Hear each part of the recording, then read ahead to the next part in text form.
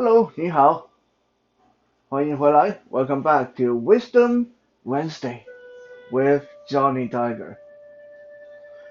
The date is November 11. Pretty cool number, 1111. And it is Veterans Day in the US and Remembrance Day here in Canada. So no matter which occasion you observe, hopefully you guys do some remembering, memorializing, and just appreciate what we have today because a lot of people had to fight and get hurt and die for us to be where we are today. I'm not even just talking about the war veterans, soldiers, and stuff like that. I'm talking about the entire human history. When you look back on how far we have come in the past 10,000, 20,000, however many years, to get us to here today, to get us to electric stove, to get us to iPhone, to get us to airplane. A lot of people died, fought, lived, loved, and so on and so on. So I think if we look at the picture, or the greater picture of a day like Remembrance Day or Veterans Day, we are really thinking of everyone who struggled, who suffered, who did their best to get us to this point. So, no, you don't have to believe in the war, you don't have to be patriotic, but I think that every one of us who enjoy any form of luxury today can agree that a lot had to happen for us to be here. Now, big philosophies and seriousness aside, um, we're still going to do our Wisdom Wednesday, continuing the Chinese mythos series, talking about some of the more crazy or ridiculous bloopers and stuff like that from Chinese religion that a lot of people don't tell you about, and a lot of people don't like to talk about, because a lot of these things are just total WTF moments. I mean, when you look at Greek mythology, when you look at Roman mythology, when you look at the Catholic belief and stuff like that, a lot of those stuff are very serious. You know, you did you did the 12 labors. You have to do become a hero and blah blah blah. And this is why you become a god or goddess. You have done something really really really special. Well, perhaps it's because Chinese people have always had, you can say, more intimate or more personalized relationship with our religion. So we don't take it that seriously. We understand that sometimes it doesn't, for a person to become a president, for a person to become great, for a person to become highly ranked, it doesn't necessarily mean this person have done something great. Sometimes it's just coincidence. Sometimes it's just money. Sometimes it's just well, being in the right place at the right time. And that is pretty much the case for a lot of Chinese mythology figures. And today I'm going to tell you perhaps the one name that we have mentioned over and over again, and perhaps one of the most WTF moments in Chinese Taoism religion. The most WTF moment in Taoism religion is related to the origin of. Wait a moment, wait a moment. When you tell someone to wait a moment, you said 等一下. D-E-N-G. That 等 means wait. And then you can say 等等, wait, wait. Or you say 等一下. Wait a little, wait just a bit. Or if you are, as in the story for today, if you are existed in the old Chinese day, if you lived 4,000 years ago and you were the master of ceremony and you would say it in a more formal way. You would say 等来means now we wait.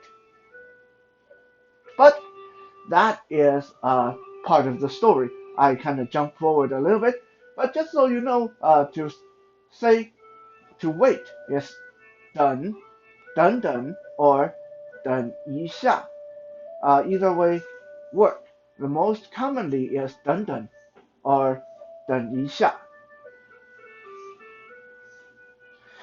Now, before we go into the origin of the Jade Emperor, let me quickly explain what is the Jade Emperor. The Jade Emperor is just one person, okay? Throughout the entire history, in the entire Taoism pantheon, there's only ever been one Jade Emperor. That is not something, it's not a title, it's the actual person. Like if you are a Christian or if you are Catholic, there's just one God. There's it's not like it's not like the person who is God will die and then next person become God. No, the Jade Emperor is like that too. So throughout the ages, it's the same person. What does he do? Well, the Jade Emperor, honestly, he doesn't do much of anything. He doesn't bother to go around the world to pass on knowledge. He doesn't care about really what's going on in the mortal world. Most of the time, the only purpose the Jade Emperor has is to make people who are worthy part of the heavenly pantheon. So he's kind of a figurehead who sit in his beautiful palace and eat and drink and party every day. And then if there's something going on in the mortal world, like one of his underlings would come and say, "Hey, Your Majesty, uh, there's a guy who uh, just died in the mortal world, and he was just totally blind, really, really awesome martial art teacher, and who does a lot of Wisdom Wednesday and other YouTube video. We can totally use someone like that here in heaven." And Jade Emperor said, "Well, that sounds like a cool guy. Let's make him the god of YouTube." And then I become the god of YouTube. Yeah, you wish. But anyway, that is basically the Jade Emperor. He is the highest authority in heaven, but he doesn't do much of anything other than appoint people to do things. He doesn't even display a lot of power technically. He doesn't dish out punishment. He doesn't go and fight demons or heal the sick or protect the weak. He doesn't do any of that. He sit up there at the highest heavenly court, and he delegate responsibility and he appoint different spirits to different positions so they can do what need done.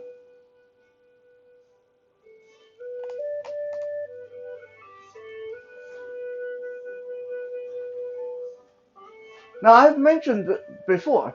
Some people ask, well, okay, so who is the higher power, Lord Buddha or the Jade Emperor? Well, you kind of have to figure that both of them see each other as kind of equal. Although for most part, the Jade Emperor will kind of defer to Lord Buddha in matters of religion, and the Lord Buddha will defer to the Jade Emperor if it's a matter of politics. So the Jade Emperor is like the president or the king of a country. The Lord Buddha amount to like the Pope. They serve different functions, but they do see each other as equal. Now, how did how did the person become the Jade Emperor? How did someone become the highest authority in the heavenly court? Who was so great that he was able to obtain that position? Well, the story goes that the Jade Emperor was a mortal soldier. Since this is Remembrance Day or Veterans Day, it's great to talk about a story with regarding to a soldier. So, the Jade Emperor was a mortal soldier by the name of Deng Lai. Deng Lai. Deng Lai was a soldier who fought in the Civil War during the Song Dynasty. Uh, Song Dynasty was like the second or third dynasty in Chinese history. So we're talking about like 4,000 years ago. Really, really long time ago. There was a soldier named Deng Lai who fought bravely, but Deng Lai's entire regiment got wiped out during the war. Now, when Deng Lai finally woke up, well, his spirit woke up and found himself drifting up and up into the heaven. He realized that, well, he realized two things. Deng Lai realized that he was dead, and the second thing he realized was he was late. Late for what, you may say? Well, apparently, what was going on during that civil war was everyone, no matter which side they fought on during that civil war, after they died, they would be appointed to a position in heaven. So no matter if you were fighting for the king or if you were fighting for the rebels, as long as you fought in that civil war, if you died, you were going to become a god or a goddess in heaven. That's pretty cool. But Deng Lai, when he woke up, when his spirit woke up, he realized that he was late for the ceremony, and the ceremony was already almost over with.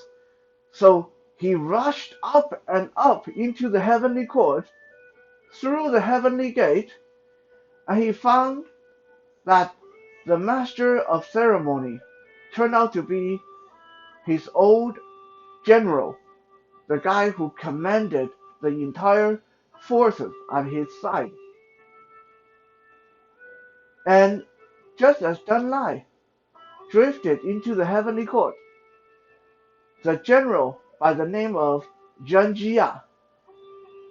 Now, Zheng Jia was a very wise general, and that was why, after he died, he was made the master of ceremony. He was given the power to appoint whoever he wanted for whichever position in heaven. So he was basically what Zhang Jia was doing there in the heavenly court was he had this big book of names, all the names of everyone who died during the war. And he could read out the name and then call out a position. For example, he would say, Zhou Wang, God of Fire. And then if Zhou Wang's spirit was in the crowd, Zhou Wang would say, I'm here. Put up his hand and say, I'm here. And then Zhou Wang became the God of Fire. And if Zhang Jia was to call out Jenny Chan and say, Jenny Chan, the goddess of water. And if there was someone by the name of Jenny Chan in the crowd, Jenny Chan would put up her hand and I say, I'm here. And Jenny Chan became the god of water. It was magic, okay? It was how things were done in heaven. Sounds kind of ridiculous, but anyway, that's how the story was. That's how things were done in heaven. And apparently, this magic was so strong, the magic in this book was so binding that once you accepted your appointment by raising your hand and say, I'm here, as long as you really are the person being called, like, if Zhang Jia called Zhou Wang, and then Peter tried to raise his hand and say here, it wouldn't work because that no, Peter wouldn't be Zhou Wang. But as long as the person who was actually Zhou Wang raised his hand and said I'm here, that position would be linked to Zhou Wang, and it could not be stripped from him. So long story short, a lot of gods and goddesses were born, and General Zhang Jia was standing there on the stage, calling out name after name. You know, a lot of people had to die during the Civil War. So he had this huge book, and he was just going down the name. Peter, the god of wind, and John, the god of fire, and David, the god of farm animals, yada, yada, yada, yada, yada.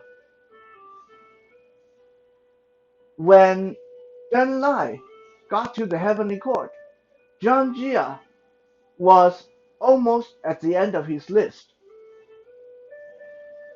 Dan Lai asked the people around him, has he called my name? Has he called my name? What god was I supposed to be? And people said, no, no, no, you're Dan Lai. Take it easy. He hasn't called your name yet. So you probably will get a really high position because the higher position get left until the very end. So don't worry, don't worry. He's going to call your name soon. Yeah, he's almost at the last page. Unbeknownst to everybody else, Zhang Jia forgot about Deng Lai, and Zhang Jia was secretly plotting to reserve the last position for himself, the last position, the highest position in heaven, which was the position of the Jade Emperor. Zhang Jia, being the most powerful and wise general in his dynasty, was going to reserve that seat for himself. I mean, of course, yeah, he figured that he was a general when he was alive. So now that he's dead, he should be the one who commanded the heavenly gods and goddesses. So Dan Lai stood there in the crowd, waited for his name to be called, and he watched Zhang Jia turn the page of the book, turn the page of the book, until there was no more page to turn, and Deng Lai realized that, oh no, the pastor is not going to call my name. He's going to leave me out. Everyone around me is going to be gods and goddesses, and he's not going. I'm going to just be a spirit. I'm going to be sent down to the underworld, to the afterlife. What am I supposed to do? And then General Zhang Jia puffed out his chest, and he said, last but not least, the one person who is going to be your leader, the one person who is to be the God of all gods, the one person who is going to be the ruler of heaven for eternity. And then Zhang Jia made the fatal mistake. Just to show how important this moment was, rather than immediately calling out his own name, General Zhang Jia said, wait for it, wait for it. Now, if you remember, I told you that back then in Old Mandarin, to say wait for it, you say 等来. So General Zheng Jia stood up there and said, and now, the one God that is going to rule all gods, the eternal ruler of heaven, and then he went, 等来, 等来, and Dan Lai stood there in the crowd and he threw up his hand. I'm here! Boom! Dan Lai became the Jade Emperor and General Zhang Jia got left with nothing. As his last act of revenge, General Zhang Jia cursed the Jade Emperor and said, You will be the Jade Emperor, you will be the ruler of heaven, but your son will all be outlaws and thieves, and your daughters will all be prostitutes. Now, despite the Jade Emperor's godly power was able to negate a lot of that curse, but this is why, if you look at Chinese mythology, there were a lot of instances when the heavenly princesses, the daughters of the Jade Emperor, or the heavenly prince, the sons of the Jade Emperor, would sneak down to the mortal world, and the daughter of the Jade Emperor usually would become women of questionable honor, and sons of the Jade Emperor usually would become criminals. It the story goes that it all resulted from the final curse of General Zhang Jia because Dan Lai snatched the opportunity out from under him. Sounds ridiculous? Of course, but it is funny, and this is the origin of the Jade Emperor. Like I said, one of the most WTF in Chinese mythology. Hope you guys enjoyed this. I hope you guys enjoyed a good Veterans Day, Remembrance Day. We'll be back again tomorrow for Toy Thursday. For now, 晚安, that's good night, and 再见.